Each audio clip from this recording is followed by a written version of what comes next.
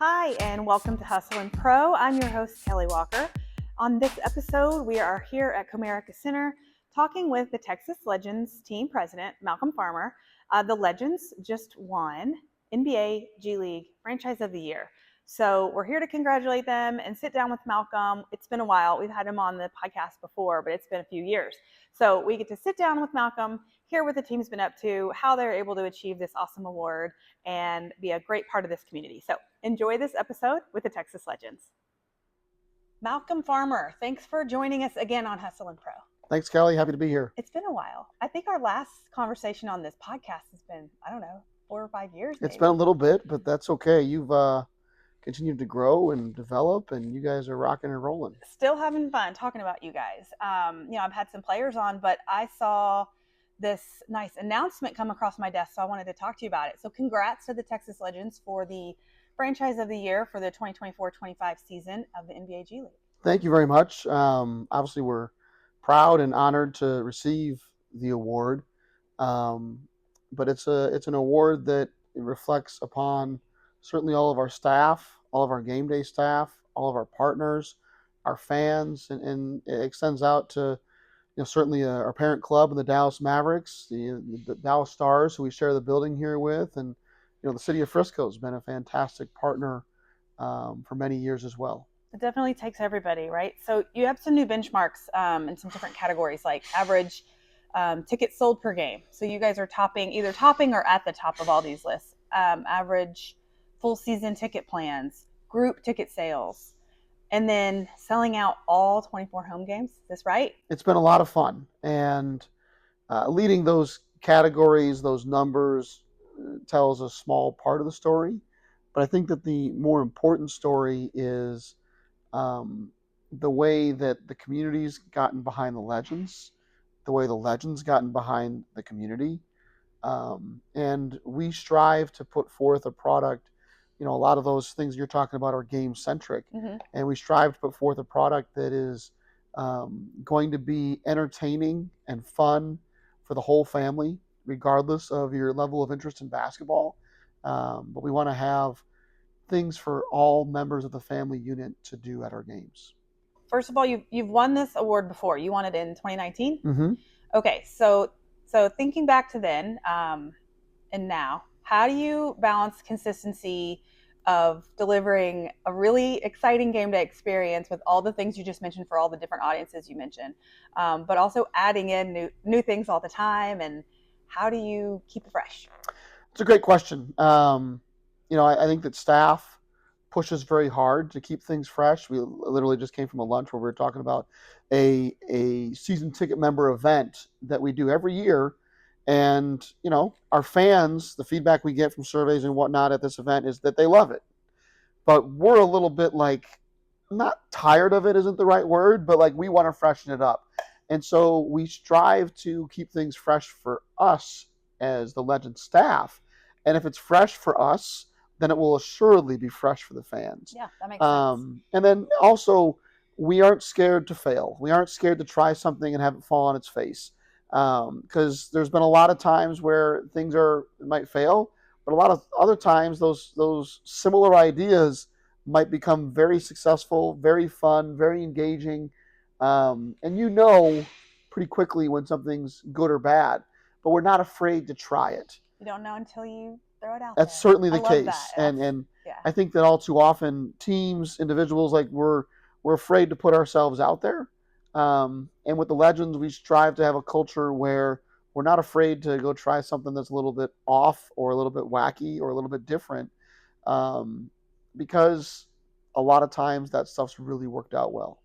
One example of that might be when y'all won this award, one of the things on the cover photo was you and ice. Right? So the ice bucket, sure. And flying car and official review. Those are some of the ideas, right? So tell me about some of those. Yeah, those are all things that were either new this season or something that we brought back from years past for the first time in a few years.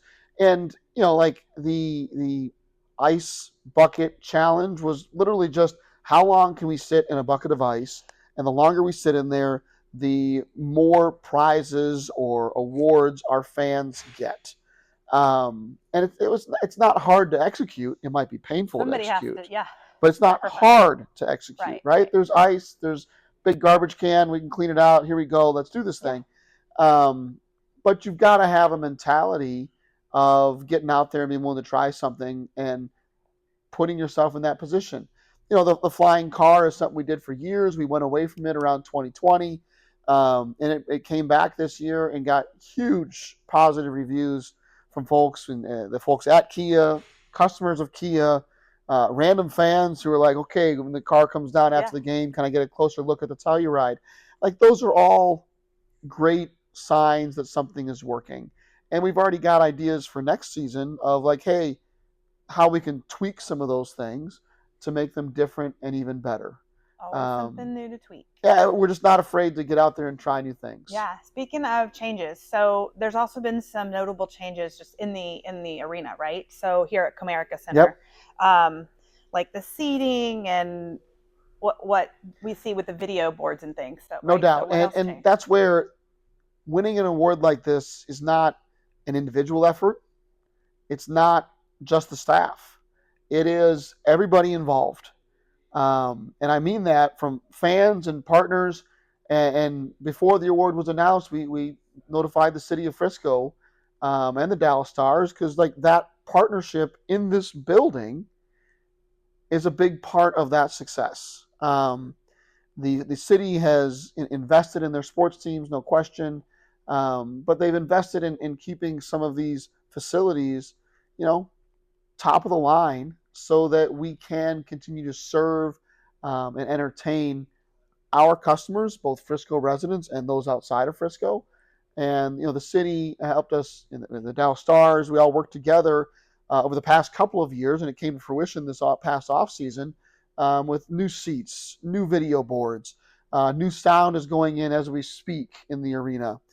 Some new design features, a new court. So these types of things keep things fresh for the fan base as well, from a comfort and some of the amenities. Okay, so that's what's happening inside. What about for the fans who aren't here in the building? There's some new media kind of upgrades and announcements coming along too, right? Yeah, no question. In this day and age, we want to provide that entertainment, certainly to our fans in the building. We want to be giving back to our community 365 days a year. But we also have really leaned into the TV broadcast streaming world. Our partners at Urban Edge Network have been fantastic the past number of years in terms of getting our games out there. Huge audience reviews, which has been fantastic, has opened up our product to a new audience, which is awesome. And then this past season, we also partnered with Tegna, KFAA, the sister station of WFAA, and showcased, I think, almost 30 games on there, which again is a fantastic linear partner, showcasing our games, both home and away, throughout the Metroplex. It's pretty cool when you walk into a restaurant or a sports bar and they're showing the Legends game. Yeah, it is. And that's work that is being done many months and in some cases years in advance to build to that point. And so that's been a really fun project to watch that grow, and we have certainly plans to continue to grow it with some new partners coming up. Awesome. That's exciting. I love it because with the setup of this league and the nature of players coming in and out, right? Like, I think people want to follow the team well after they can be in Frisco, right? So I think it's cool too that people can see you guys in action from everywhere. For sure. And the league covers the entire United States, right? There's 30 teams across the entire country. And so, it's giving Frisco exposure across the entire country in media markets like LA, from LA to New York and everywhere in between. So I've been around the Legends for a few years, and one of the things I've loved is, like you said it earlier, the community aspect. So I don't know, you guys might work more on the off the court, off season stuff, your team, right, than in season, I feel, because of all the community activities you guys have. So is it right that you guys had 150 events over the last year, like 70 of those being clinics, basketball? Yeah, I think that's probably light. I know that's what we put out there. What you publish, yeah. But yeah, we do a ton, right? Yeah. And it's all part of our mentality that a sports team shouldn't just be the home games or the games in general. Mhm. A sports team should be an opportunity, a platform to do far bigger things out in the world, out in our local community. Um, and look, that 150 assuredly doesn't include any of our B2B events, our networking events. At the end of the day, it probably pushes close to, if not past, 200. Yeah. And when you think about that, if we're pushing 200 events out of a 365-day year, like that's a lot. Right. And we love it. We think that that's what we should be doing all the time. We don't have a season as far as how we see things, right? There is a season of games, Sure. but we don't have a Legends season. To stop. We just keep going Right. year round. And, that stems from, a thought process that our partners, our fans, if I was in their shoes, and maybe in some ways I am, but if I was in their shoes, I would want to be partners with someone who had activations and entertainment 365 days Exactly. a year. Yeah. And so we've tried to build a model that mirrors that.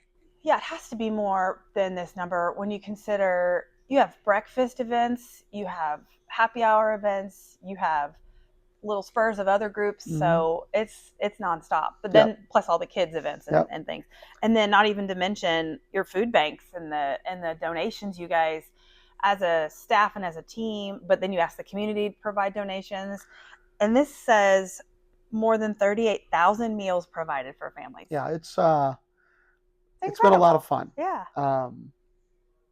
And that's where a sports team has a chance to give back to the community at large. And I say this to our staff, I say this to our players even. If all the Legends was throwing an orange ball through an orange ring, it's a pretty shallow existence. And we want to be much more than that. And the players, even as people, they want to be much more than that.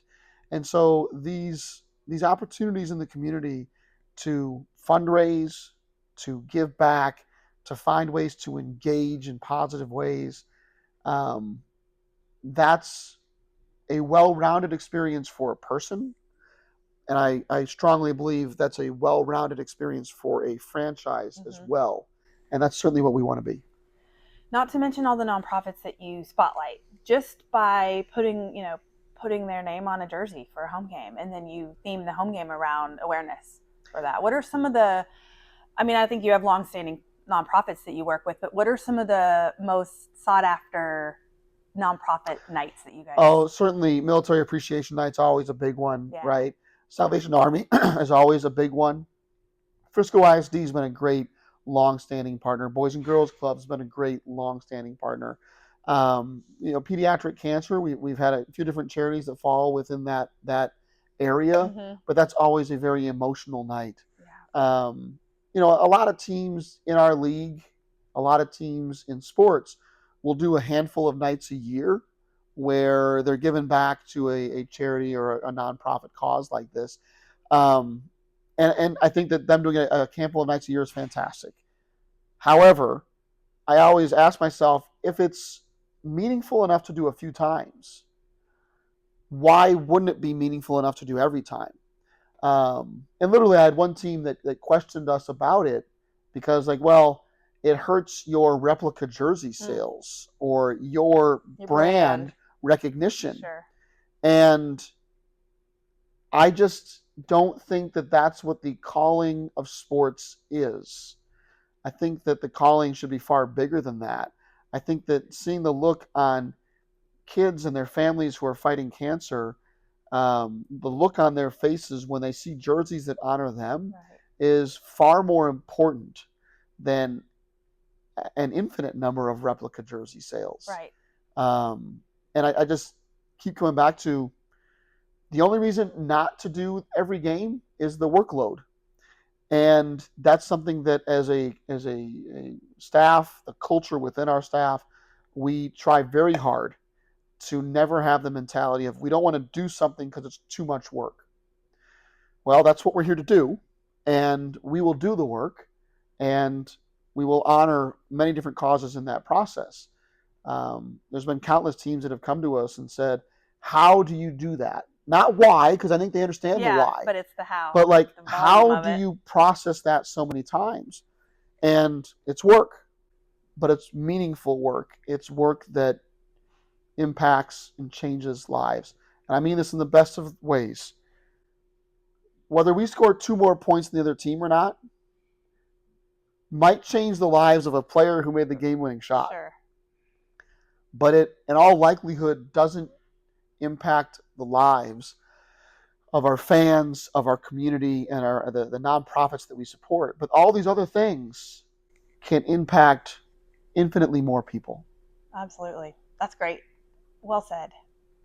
Your HBCU game, is that preseason or? We do 2 different versions there. We do a preseason game at Paul Quinn College, which has been fantastic. Is that a repeat now? That's kind of this will be the 3rd year coming up. We've done it twice, and it's historic to a certain degree, as we're the only team under the NBA umbrella to ever have played a game at an HBCU. Only? The Still? only. Even after doing it 2 The years? only. Wow. That's great. And various factions of the NBA have come to us and said, we want to see more teams do this. How can we encourage it? And we've explained why we do it, how we do it, but it's pretty cool. And then we also do an HBCU night during the season where we honor a whole bunch of different universities and colleges and speakers, and we'll even do a pregame mentoring session with students where some of our partners get to engage with those college kids and provide some words of wisdom as to how they can get into various careers. And even, the kids have gotten some internships through that process. That's great. So speaking of internships, your community networking, right? Your businesses and your partners in the community, that they really kind of buy into the family aspect here. And sure, it's like season tickets, right? They're going to come to the games, but they're here year round hearing you speak, hearing you bring people in to speak on a weekly, monthly basis. What are some of the success stories that you guys value from those? The success stories there can be many different ways. We've had people come who are looking for opportunities with work, right? Right. Season ticket members who are in between opportunities, and for them to find that next job. For any listeners who've been without a job, that's a massive lift, right? A massive load off when you find that opportunity. There's also many different companies who find other business partners at those events that they build relationships with and end up doing lots of business together. And those are huge wins. But there's also opportunities that just come from building a relationship, which, as I tell folks, the biggest business opportunities aren't done over 1 cup of coffee. They're done in relationships over many, many months and many years in a lot of cases. But when that moment comes, it's because there's a comfort level. You can pick up the phone, you can call that person, they answer the phone, and you can get right to the opportunity. Yeah, you've already done the time investing in building the relationship. You know them, they know you. You're not only asking for a favor. Right? And there's been lots of examples of all of those different areas of successes at these events. A lot of folks have asked us, why do you do these events? And it's really, it was a service that some of our Legends partners asked for. They wanted to have an opportunity to share Rolodexes, so to speak. And I was like, well, instead of us just giving you this business card of this other person, why don't we host events to put everyone in the same room? These are folks who want to make a difference in the community. These are folks who want to give back.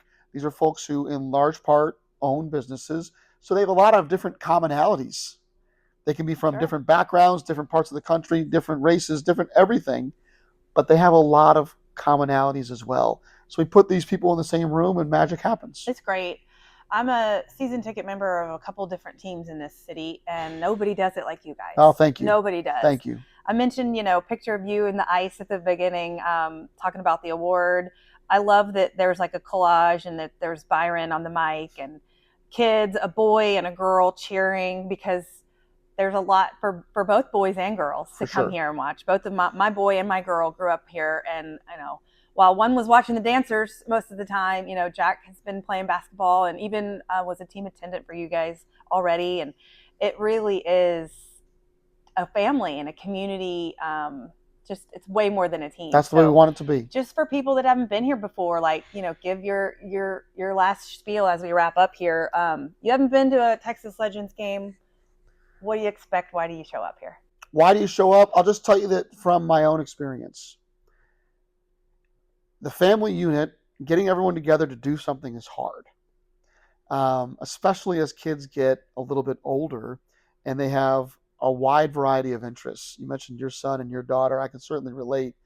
To be able to have something that your entire family unit can go to and share in the experience and have everyone have a good time. But the reason they had a good time might be different for all 3, 4, 5, 6 members of the family, however many there may be. Mm-hmm. They may have all different reasons why they had a good time.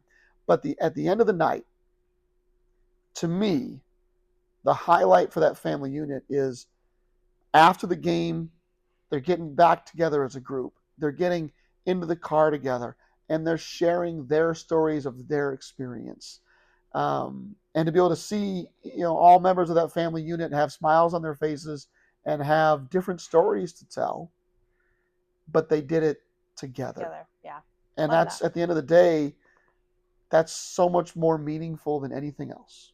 That's great. Well, I know you're busy. We just talked about all the things y'all are doing. It's July off season, but you don't really get that. Oh, we got an event tomorrow morning. We're excited. I know. I saw the email, I think, before I walked over here. But thanks for sitting down. Anytime. I know that your team is always working hard, so appreciate your time, and congrats on the Franchise of the Year award. Kelly, thank you so much, and let us know what we can do for you.